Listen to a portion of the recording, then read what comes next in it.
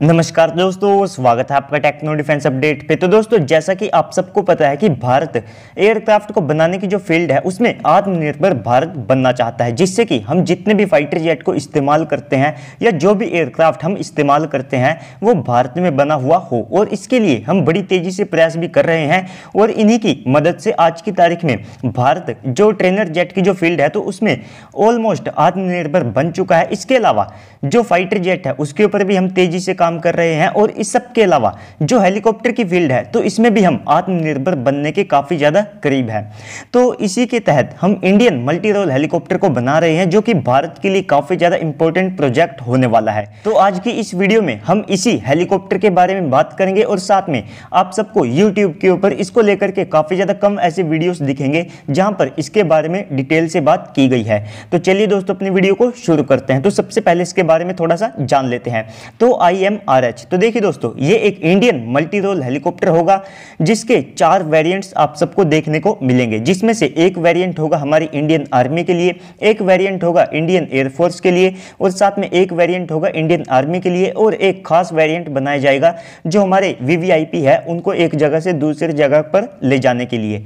तो इसे rotary wing research design centre ने डिजाइन किया है और इसका जो इस्तेमाल है वो हम air assault, air attack, anti submarine और साथ में एंटी सरफेस मिशन के अलावा जो ट्रांसपोर्ट मिशन है उसमें भी कर सकते हैं। और साथ में भारत में मान लीजिए कोई आपदा है तो उसके समय भी रेस्क्यू मिशन में इसका जो इस्तेमाल है वो किया जा सकता होगा। तो इसके अलावा अभी के लिए अगर आप इस कैटेगरी की बात करते हैं तो इसमें हम Mi-17 और साथ में जो रशियन Mi-8 हेलीकॉप्टर है तो उनको इस्तेमाल करते हैं।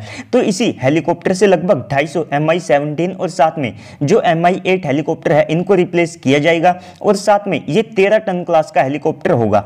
और इसके अलावा ये लगभग 4000 किलोग्राम तक का जो पेलोड है उसे अपने साथ कैरी करने में सक्षम होगा और इसमें लगभग 2000 किलोग्राम तक का जो इंटरनल फ्यूल है वो भी आ सकेगा। और इमरजेंसी के दौरान ये जो हेलीकॉप्टर है ये 14200 किलोग्राम तक के मैक्सिमम पेलोड के साथ भी उड़ने में सक्षम होगा। यानी कि आप कह सकते हैं कि 13 टन से ये यहाँ पर इमरजेंसी में 14 टन तक भी आ सकेगा। और इसके अलावा इसकी जो रेंज है वो लगभग 800 किलोमीटर तक होगी और ये लगातार 3 घंटे तक हवा में उड़ने में सक्षम होगा। यानी कि इसकी जो एंड्योरेंस है वो 3 घंटे तक होगी। और इसके अलावा इसकी जो स्पीड है वो 300 किलोमीटर पर आवर होगी और इसकी जो क्रूज स्पीड है वो 200 किलोमीटर पर आवर के आसपास होगी। और ये 22000 फीट का जो एल्टीट्यूड है वहां पर फ्लाई करने में सक्षम होगा, जिससे कि इसका जो इस्तेमाल है वो LAC के ऊपर भी किया जा सकेगा। और ये अपने साथ 24 से लेकर के जो 36 क्रू है उन्हें ले जाने में सक्षम होगा। और इसके जो आर्म्ड वेरिएंट है जिनमें जो वेपन्स है उनका भी इस्तेमाल किया जाएगा, तो वो भी भारत को बनाने हैं। तो वेपन्स के लिए इसमें मेनली 4 हार्ड पॉइंट होंगे, जिनके ऊपर यह माना जाता है कि लगभग जो 4 एंटी टैंक गाइडेड मिसाइल है उन्हें कैरी करने में सक्षम होगा। और जो वेपन पेलोड है तो ये अपने साथ 1600 किलोग्राम तक का जो वेपन पेलोड है उसे ले जाने में सक्षम होगा।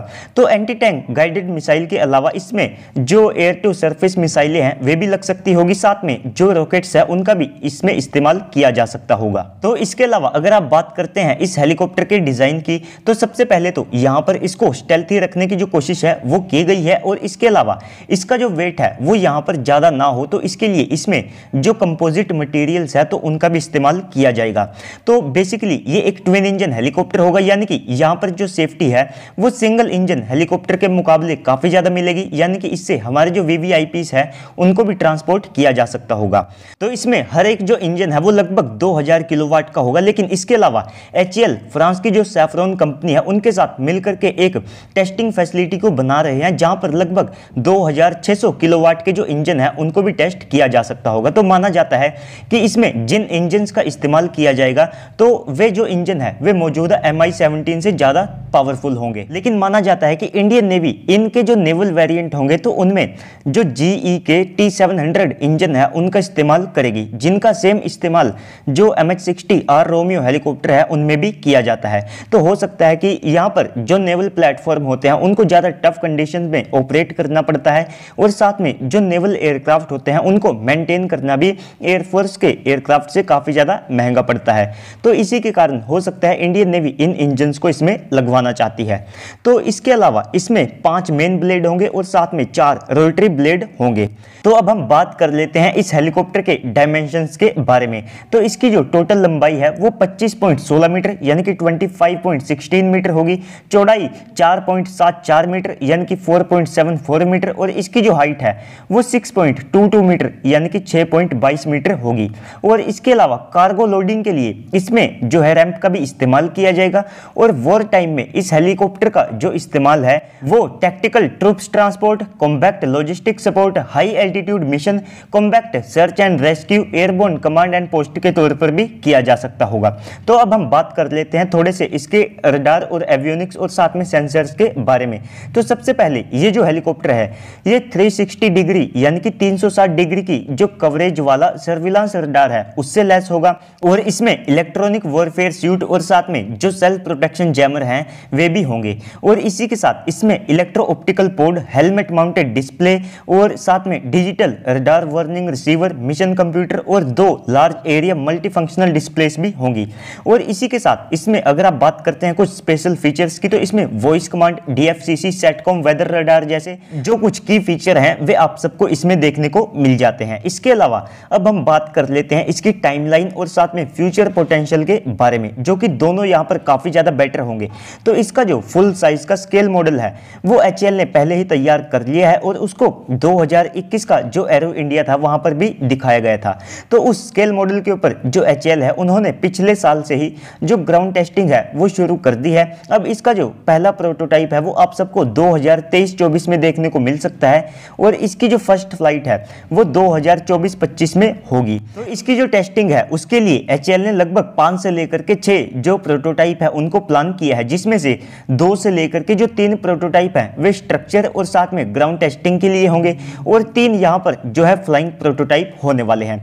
तो इसकी जो टेस्टिंग है उसमें 3 से लेकर के 4 साल यानी कि 2028 तक का जो समय है वो लगेगा। और HAL 2021 में इसका जो डिजाइन है उसे फ्रीज कर चुकी है, और इसका जो नेवल वेरिएंट है उसका जो डिजाइन है उसको इस साल फ्रीज कर लिया जाएगा, और इसका जो आर्म्ड प्रोटोटाइप होगा तो उसको 2025 तक बनाने का प्लान है। और इसके अलावा जो हमारी HAL है वे 2027 तक इसके जो आर्मी, एयर और साथ में जो नेवल वेरिएंट है उनके लिए सरकार की तरफ से जो ऑपरेशनल क्लियरेंस है उसको चाहती है, और 2028 तक इसका जो वेपन से लेस आर्म्ड वेरिएंट है उसके लिए जो ऑपरेशनल क्लियरेंस है उसको यहां पर चाहती है। तो इसकी जो टाइमलाइन है तो उसके अकॉर्डिंग यहां पर इसको बनने में काफी ज्यादा कम समय लगेगा। तो इसके बाद माना जाता है कि 13वां यानी कि 13th जो इंडियन मल्टी रोल हेलीकॉप्टर है वो 2029 में अपने मास प्रोडक्शन में होगा, यानी कि इसका जो मास प्रोडक्शन है वो 2028 से लेकर के 2029 तक यहां पर शुरू हो जाएगा।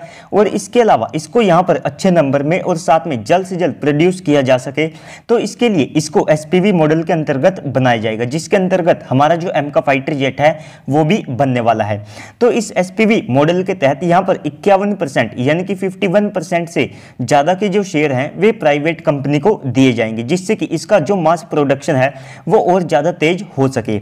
और इसी के साथ जो इंडियन एयरफोर्स है वे 200 Indian multi role helicopter, Indian army लगभग 100 और साथ में जो इंडियन नेवी है वे 14 जो इंडियन मल्टी रोल हेलीकॉप्टर है उनको लेना चाहती है। तो ये जो टोटल नंबर है ये लगभग 314 का हो गया है। लेकिन अगर आप रिसेंट रिपोर्ट्स की माने तो उनके मुताबिक अब इंडियन नेवी अकेले 60 यहां पर जो इंडियन मल्टी रोल हेलीकॉप्टर है उनको लेगी।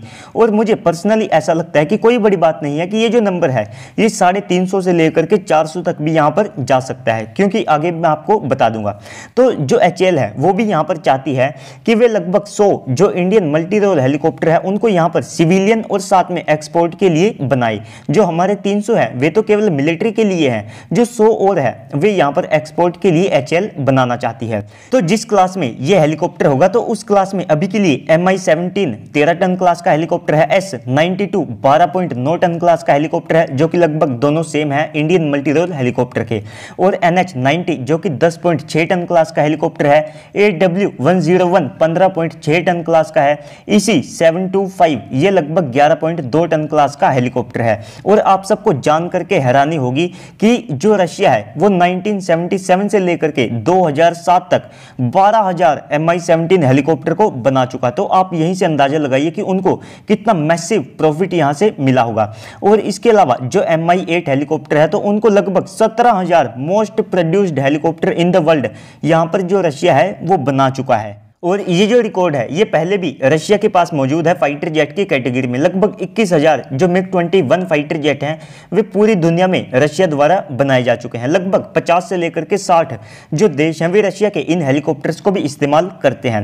तो यहीं से आप अंदाजा लगा सकते हैं कि इस हेलीकॉप्टर का जो पोटेंशियल है वो कितना ज़्यादा है। और इस पोटेंशियल को देखते हुए जो फ्रांस की कंपनी है तो वो इसके इंजन प्रोजेक्ट का जो हिस्सा है वो भी यहाँ पर बन चुकी है। तो इसके अलावा भी जो HAL है वो अपाचे और साथ जो चिनूक क्लास के हेलीकॉप्टर हैं उनको भी बनाना चाहती है। तो अब बहुत जल्दी भारत को जो हेलीकॉप्टर की फील्ड है तो उसमें आत्मनिर्भर भारत बनता हुआ देखेंगे। तो दोस्तों इस सब के ऊपर आपको क्या लगता है कमेंट सेक्शन में बताइएगा। साथ में अगर आपको वीडियो अच्छी लगी है तो वीडियो को लाइक करके चैनल को सब्सक्राइब कर दीजिएगा। अगर आपके पास भी कोई पॉइंट था तो आप उसे कमेंट सेक्शन में लिख सकते हैं। तो चलिए दोस्तों आज की इस वीडियो में इतना ही, मिलते हैं अगली वीडियो में, तब तक के लिए गुड बाय, जय हिंद।